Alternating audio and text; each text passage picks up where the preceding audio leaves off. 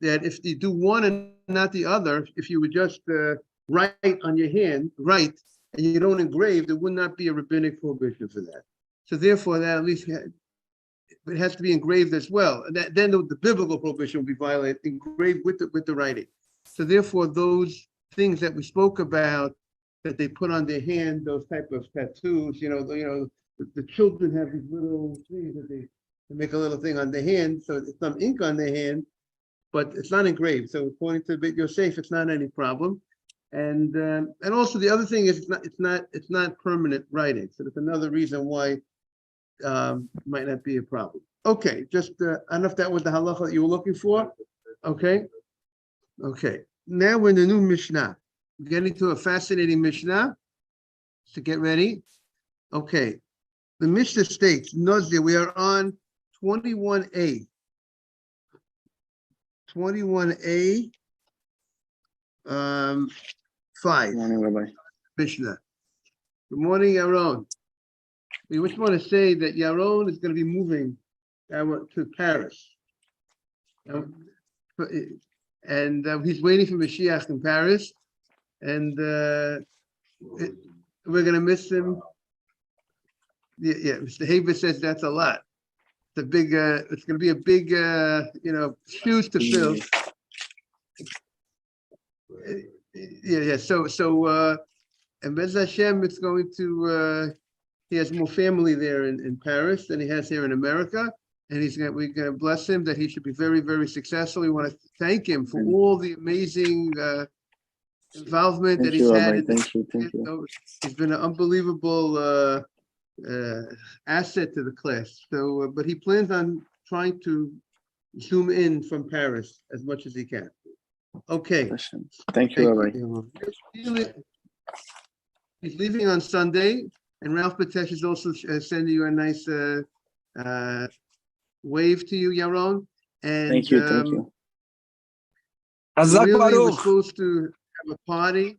And Navid gives really, we're supposed to have a Sesam Shalom party. We're supposed to make, you deserve a whole party, a whole Suda in your honor, for your accomplishments and your heart. Yeah, right.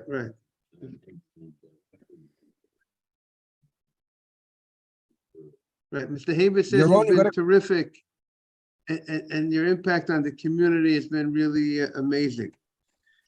Okay. Thank you, Rabbi. Thank you. Okay. Nazir, we're now on the Mishnah on 21a5. Nazir shehayashose yayin kolayom. I just want to say, maybe I'll say a little Devar Torah on the Parsha to connect to what we just said. There's a beautiful Seforno on this week's Parsha. The Seforno says that when after Yisro is inspired by Moshe Rabbeinu, it says, Yisro goes ahead and he brings a korban to Hashem. He brings an offering to Hashem. And Moshe came, Aaron, Moshe, and all the Zakanim, like 70 Zakanim, came to join his party, his feast. A big feast, over 70 people coming to his feast. The Seforno says, what were they celebrating? They're celebrating that he accepted upon himself God. He accepted upon himself to keep the mitzvot, that he became a convert, that he entered under Tachas Kanfei Shechina. So because Yitro came to this level of closeness to Hashem, it's a celebration. He became a Jew, so that to celebrate. Therefore, they all came to be part of that celebration. So in life, like a bar mitzvah, he becomes obligated in mitzvot. It's such an amazing thing, something to celebrate. So that's, we should celebrate Yaron's, just like we celebrate the coming of the Shabbat, we honor the Shabbat when the Shabbat comes. Therefore, we go ahead and we make Kiddush, and we say, but we honor the Shabbat when the Shabbat leaves. That's what Havdalah is. Havdalah is honoring the Shabbat. Not that we go ahead, we want to show that Shabbat is over. That's not what Havdalah is. Havdalah is not okay. We have to, in order for us to do work, to eat, we have to say Havdalah. Havdalah is to honor the Shabbat. The Shabbat is leaving, so we go ahead and we talk about the Shabbat when the Shabbat is leaving. It's honoring the Shabbat when it comes by Kiddush, and you honor the Shabbat when it leaves, when you say Havdalah. And that's also the idea of Melava Malka. That's the idea that we have a special meal, Motzei Shabbat. What is the meal Motzei Shabbat coming to honor? The meal Motzei Shabbat is Shabbat has left. It's like escorting, Melava is escorting the queen, the Shabbos queen that has left. Show honor. It's leaving, so you show honor that the queen is leaving. Make a meal, give honor to the Shabbat. So really, we should give, Yaron is leaving to go to Paris. We should make some sort of meal in his honor. Okay. We are going to stay connected, Rabbi. I'm gonna come back, visit, assist to the classes. And for the Siyum, Rabbi, for the Siyum. For the Siyum, yes, he wants to be back for the Siyum. Okay. Hopefully people should encourage more nice Melava Malka, Motzei Shabbat, also to show the respect for the Shabbat. Okay, Nazir Shehaya Shoteh Yayin Kol Hayom. We're in the Mishnah. A Nazir that was drinking wine the whole day. Right? We have a guy who was a Nazir. And, you know, a Nazir is not allowed to go ahead and drink wine. Come on, how are you? Good. Is everybody joining in? Some people are trying to join.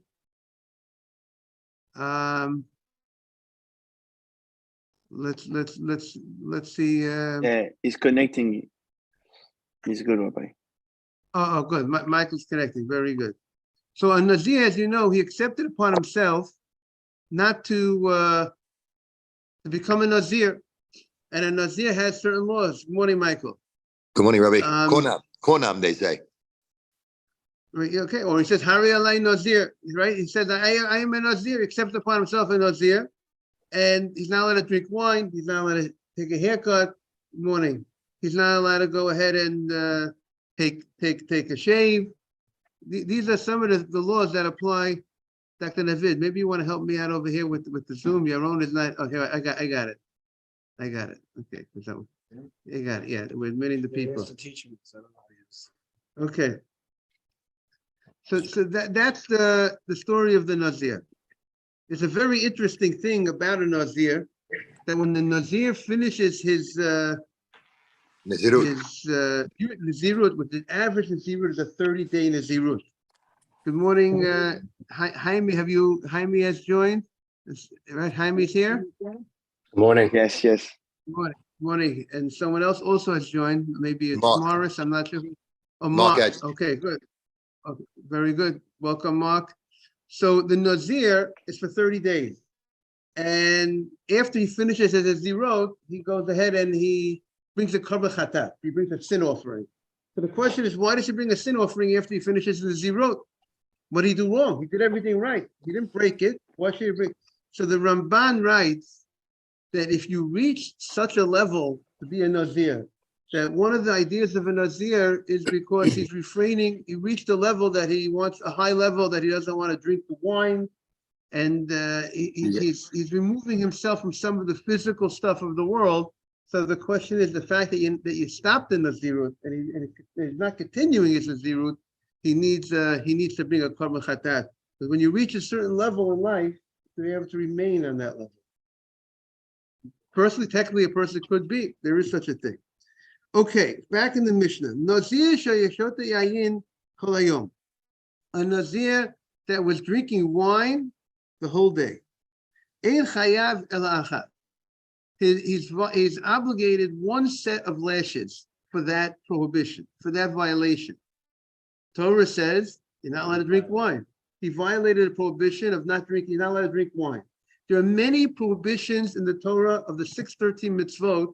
There's a number of them that the Nazir covers. There's a prohibition for the Nazir. He's not allowed to eat the seed of the grape. There's a prohibition. He's not allowed to eat the shell of the grape. There's a prohibition. He's not allowed to have if the grape turned into a raisin, dried out. He's not allowed to. There's another prohibition on the wine. There's 4 prohibitions right there that the Torah talks about regarding the Nazir. But regarding this halacha in the Mishnah, if he has a gallon of wine, let's say, how much wine does he have to drink in order to get lashes? A revi'it. A revi'it is about 3 ounces of wine. That's the size of wine. That's the shi'ur. That's the amount of wine that he would need to drink in order to get the malkut, get lashes. The Rambam writes that every time the Nazir drinks the wine, he's going to, let's say he drinks a revi'at of wine. How many sets of lashes does he get to drink a revi'at? The Rambam says he'll get 2 sets of lashes. Why? He only drank 1 revi'at. But the Rambam says there's another prohibition that's being violated. The prohibition is lo yachel devoro. The Torah says when you make a vow or an oath, you're not allowed to break it. And if you break it, you're in violation, there's lashes for that. So therefore, being that he made a vow, that he accepted upon himself to be a Nazir, so not only he's violating, when he eats, drinks the wine, he's violating the prohibition that the Nazir is not allowed to drink wine, he's also breaking his vow. Breaking his, and therefore he needs an additional set of lashes for that. It's 1 warning, but he's doing, so I presume that 1 warning would be, they would tell him you're not allowed to drink wine, because I presume they would tell him because you are going to violate the prohibition of a Nazir and violate the prohibition of not profaning your word. You're breaking your word. So that's what that's the case. But our mission is not focusing on that other prohibition of breaking your word, and the mission is focusing on how many sets of lashes would he get for violating the prohibition of not to drink wine. That's what our mission is focused on. So our mission states the following. So if the Nazir was drinking wine the whole day, he gave him 1 warning for the whole day. So that 1 warning for the whole day will only obligate him 1 set of lashes. But if between every cup of wine, you go ahead and you give him another warning, so then it makes it like every cup of wine is like a new act, a new violation of a warning, and then he's going to be obligated according to how many warnings and how many cups of wine he drank. So that means if between each cup of wine he was warned, every 3 ounces, you warned him every 3 ounces, that would be, he would get lashes for every 3 ounces that he did. That's what the Mishnah says. Nazir shayeshote yayin kol hayom. The Nazir was drinking wine the whole day. Ein chayav elacha. 1 warning, 1 set of lashes. But amru lo, obligated only only 1 set of, continue in the Mishnah. Amru lo, but if they told him al tishteh, but if they told him al means here don't, al, they told him don't drink, v'hu shoteh, and you know what, he doesn't listen and he drinks, then it's chayav al kol achat v'achat. Then he's chayav for every drinking that he did. The same thing, that's the same halacha when it comes to not kosher food. You warn a guy has a not kosher piece of meat, so you tell him you're not allowed to eat this kosher piece of meat. So if he doesn't listen, he eats the whole piece of meat, gets 1 set of lashes. But if every ounce, every kazayit of meat that he eats, you go ahead and you give him a warning and you tell him don't eat, and he violates that, so then for every warning and every act is like a separate, he'll get a separate pair of lashes. Say it again.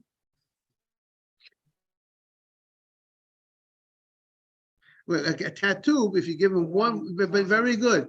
The guy getting a tattoo, warning you. If you warn the guy, you're not allowed to get a tattoo. And then they start doing the tattoo, right? And then he wants to get another second tattoo. 5 minutes later, then you warn him again. That's a new act. But every tattoo, every writing of a tattoo would be a violation, a full violation of the prohibition, right? Whatever, we haven't seen, like on Shabbat, we spoke about writing 2 letters is the amount. Here we haven't seen what the size of the writing of the tattoo would be, right? It would sound like from our Gemara, again, we'd have to look it up. Would it be any mark, any type of mark with the ink would be considered a violation, a full amount for the violation. Rabbi. Others say you need to have a letter. Maybe you have to write a letter in order to violate it. Yes. All of these different opinions on single violation, multiple violation, is each one required to cite a pasuk when they give an opinion, or these are just opinions without a pasuk attached to it? It has to see. This is the Mishnah, and it did not tell us what the source for this halacha is. It didn't tell us. He learned it out from a certain pasuk. This is his understanding of based on other laws regarding warnings. See, here we're learning Masechta Makkos, but then there's a Masechta called Sanhedrin, and that Masechta will tell us certain laws about technicalities. Good morning, Mark. In order to get lashes, you have to do the violation, let's say within a certain amount of time of the warning, right? So based on that law over there, let's say you have to say the amount of time is Shalom Alecha Rebbe. The amount of time to say that, the violation has to be done immediately following that warning. So based on that law over there, and they have a source for that over there, then they're saying this law over here. So this law is built on other laws. The Mishnah might not tell us, all those details. They might rely on the fact that we might understand this from some other place. Right. So it could come from Kal V'chomer. It's built on something. You know what I'm saying? Right. What'd you say, Jaime? Yeah, so that's what my question was. Is it built on a foundation of another precedent, the Kal V'chomer, and any other a direct pasuk? I want to understand how they arrive at these. It's built on a precedent of another law. That's how some explain. Some explain the reason. There are different opinions how to explain, to understand what is the reason for this law. Some understand that this law is built on that other law. There's another law that states that in order to get lashes, the violation has to be done immediately following the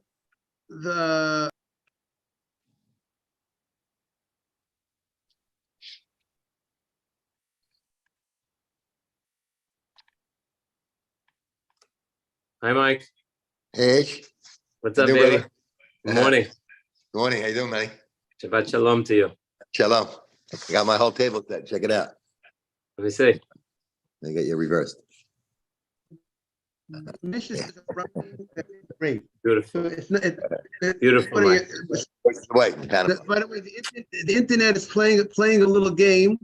Haron, I spoke to Haron yesterday, and he reset the internet. So maybe it's a Verizon issue. Sorry about any complications. we got you, Rabbi. Yeah, There's too much Kedusha. The Kedusha is here. Okay, Right. so just to address Mark's point, the prohibition here is not about mutilation of your body. It's a different issue. But the prohibition of writing a tattoo mark, she's getting back to the tattoo, is about making a mark in your body engraved with a writing. Now, like we said, it could be you have to write a couple letters, it could be any picture, whatever, how much you have to write, how much you have to mark in order to do that violation, but it's a writing violation. It's something connected with writing and engraving both being met. Okay, back in our Mishnah. Haya, it says, Amr la tishta tishta. We are on 21A5. They told him, don't drink. He warned him in between each drinking, who shoteh, chayav al kol achat v'achat. Therefore, he is obligated, he is violating on each and every one. He's going to, new warning. So some understand now it's a new act. So every new act gets a new set of lashes. Rabbi, it would be the same halacha if he cut his hair. Yes, we're going to see that. The Mishnah is going to talk about that case. Get ready.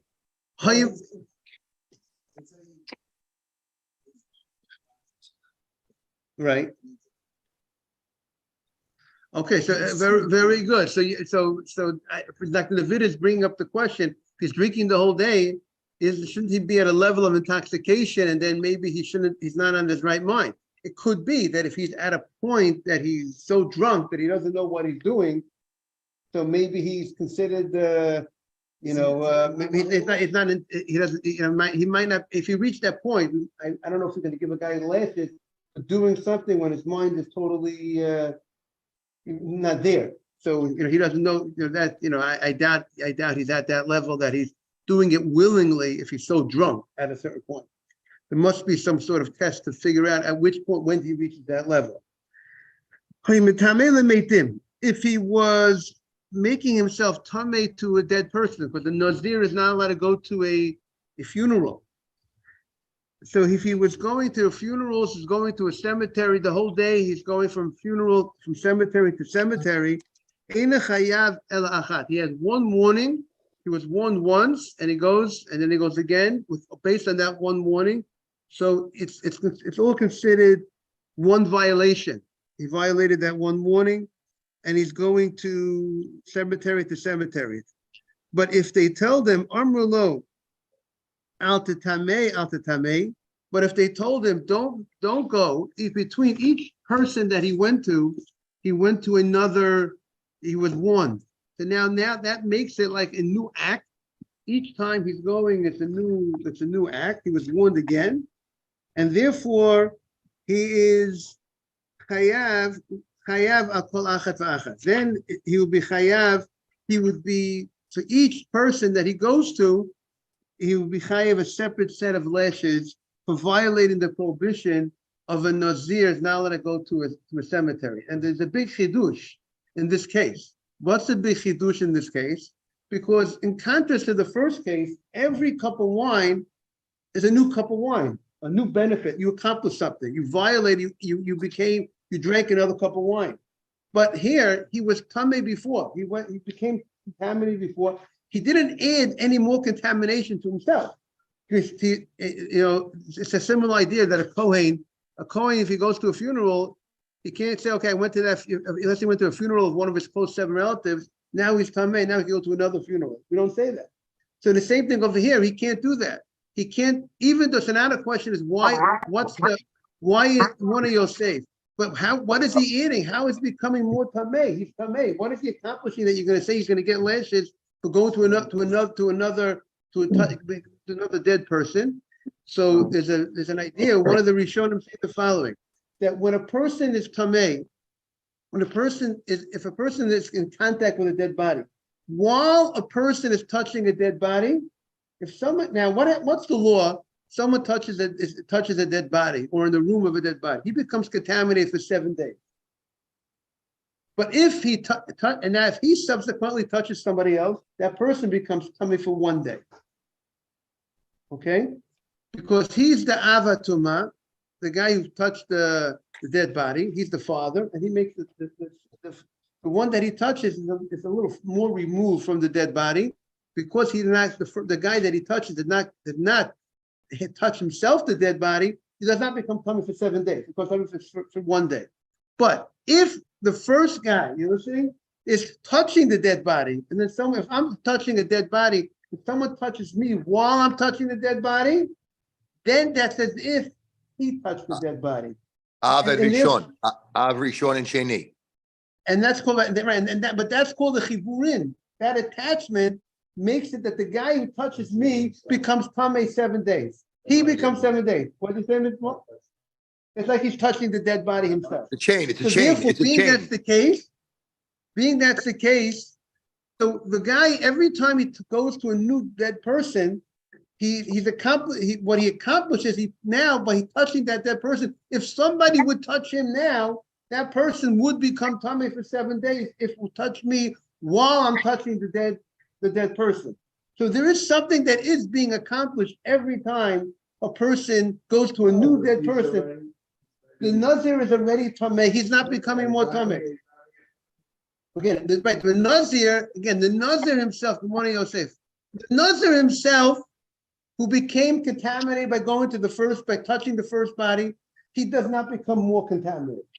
But every time he goes to a new body, he puts that creates a battery that he has the ability by touching that dead body to make someone else simultaneously tameh for 7 days. Meaning, does everyone got that clearly? Let's say I'm the Nazir, the guy in the middle. I'm the Nazir, there's a dead body on my left, and there's a live person to my right. So if I go ahead and I'm touching the dead body, while I'm touching the dead body, if a person who's alive on my right touches me, it's as if he's touching the dead body, and he will become tameh contaminated for 7 days. I have the ability every time to contaminate. Every time I go to a new dead person, I touch that new dead person, I now have created an opportunity for contaminating each time more people if they can't touch me while I'm touching that body. So that's how Tosfos says, therefore, there is something happening to me more that's happening to me, even though it's not, I'm not becoming more contaminated, but I am making a situation that I could contaminate other people. So therefore, there is something that's being accomplished by each contamination. And therefore, every time if I, the Nazir, would go to another funeral, another dead body, touch a dead body, I would get an additional set of lashes if I was warned before each act. That would be that's why I said everybody today, all tameh, because of that chibur, you know. Yeah, but everyone's tameh because once we go to a funeral, we have no ashes of the paraduma to take off, to remove the Tuma, we need to have the ashes of the paraduma. You need the mechatat, Rabbi. Exactly, and we don't have that, like Michael said. We don't have the ashes of the paraduma. We're looking forward. Mashiach will come, we'll get the paraduma, and then we'll all be ready to roll. There's only one left. There's only one left. Only one what? Yeah, it was 9. Okay. It was 9. It was 10. Okay. Okay, so the Gemara says the following. Now, he was shaving. Here's Dr. David's question, or someone's question. He was shaving the whole day. And Yaron, he was cutting hair. And by the hair, what I recall, even one hair is the amount that the Nazir reached the prohibition, the shear, the amount of hair that he can't cut. If he cut one hair, certain violations, we said you have to cut 2 hairs. We spoke about, in Shabbat, maybe it's 2 hairs, one opinion in the Gemara. But Nazir seems 1 hair, if he reached the fulfillment of the violation to get lashes. If he was Magaleach Kol Hayom, he was cutting his hair the whole day. Eina Chayav El Achat. He got 1 warning, don't cut the hair. Now he violated that warning. He gets this. We'll look at the whole cutting as 1 violation. You did a warning. You did this act. You're just doing more of the same act, more of the same violation. But if you got 1 between each time, every time you cut the hair, and you would think, hey, you have to stop. You can't cut your hair. You're a Nazir. Cuts again. And for each violating each warning, he'll get another set of lashes. That's what the Mishnah says. But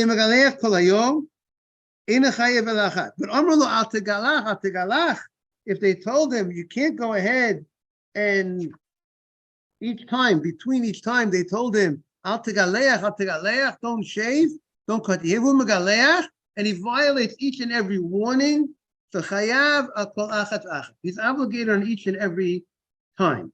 So again, you have to ask the question. Also, the Farshei Talmud discusses this question: why does the Mishnah tell me this case? The Mishnah does not have to tell me. Like there's a Gemara that says, "Is the Tana like a peddler?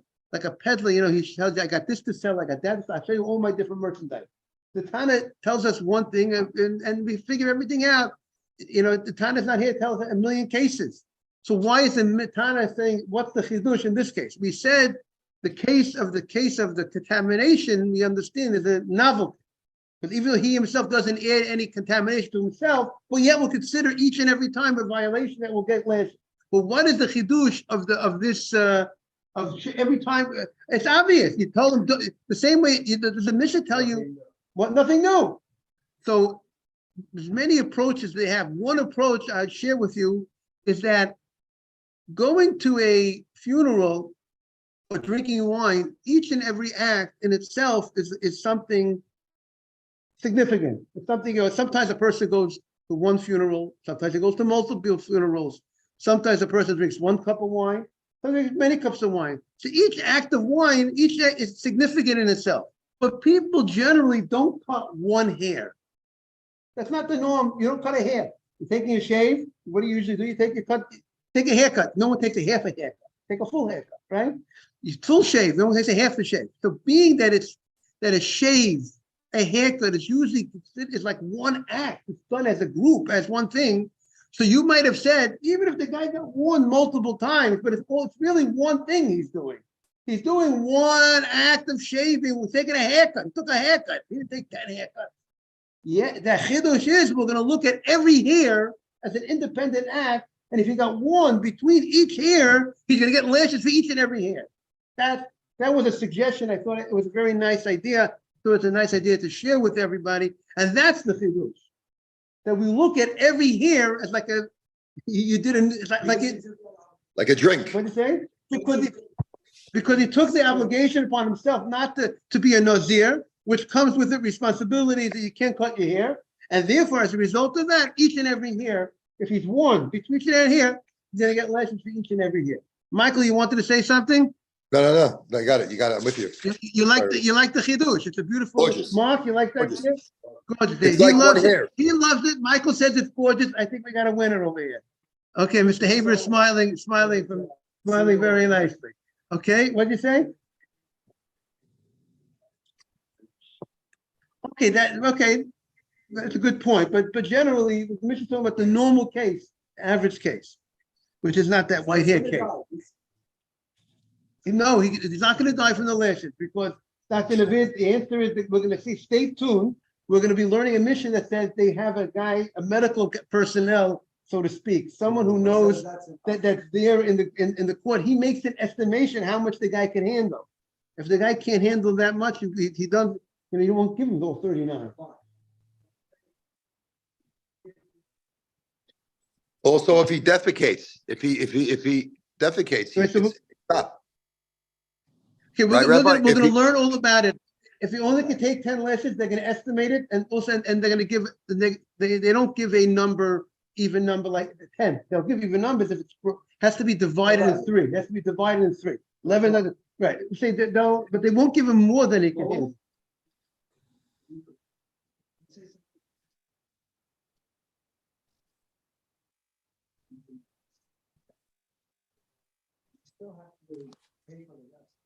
Okay, you know what? We're gonna get to all the different cases list. We're gonna get to that.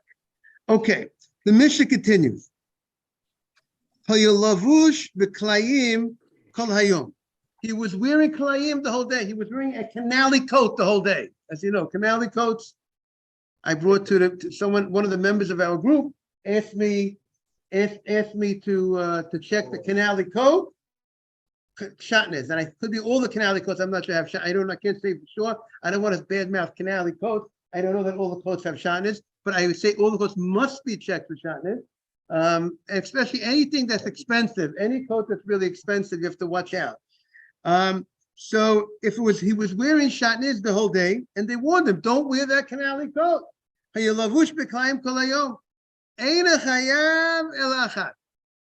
He's violating one warning. One set of lashes. But Amrulo, they told him, Al tilbash.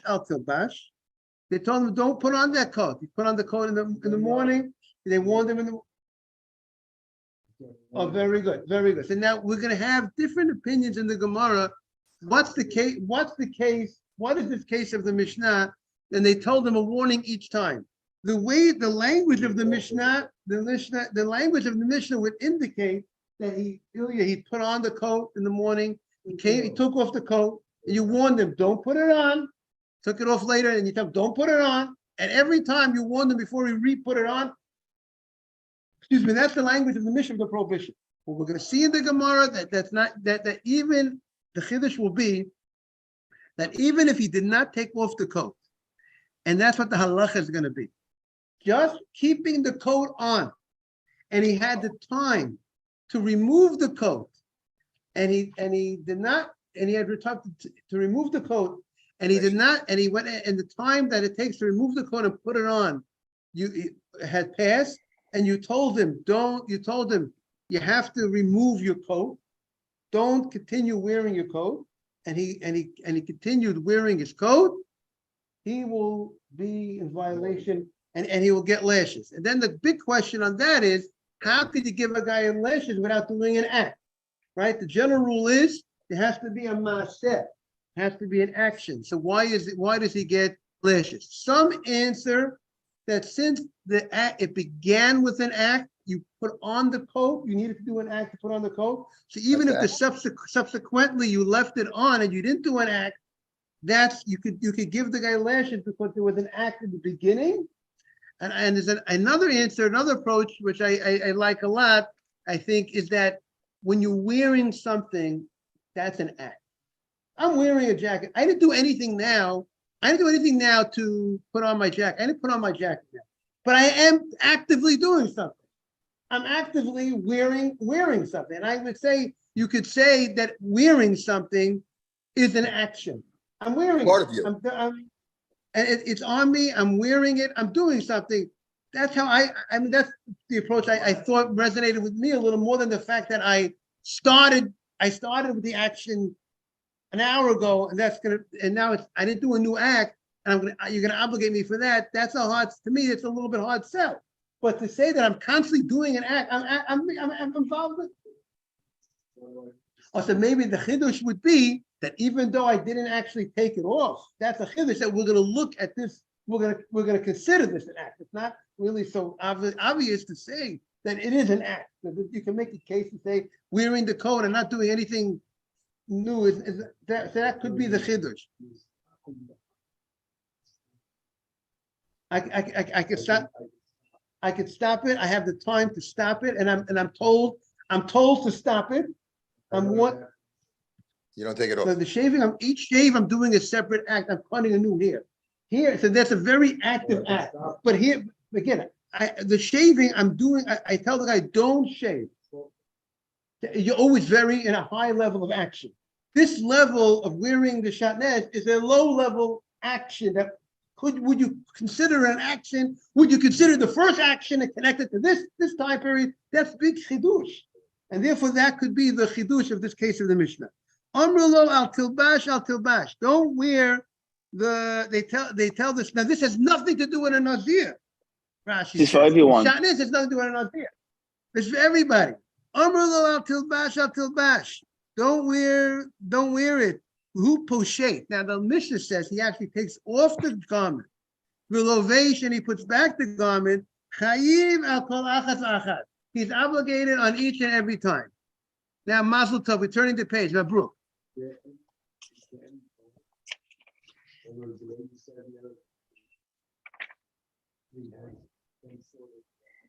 Right. Is there a time period? I mean, Mark is asking regarding the prohibition of shatnez.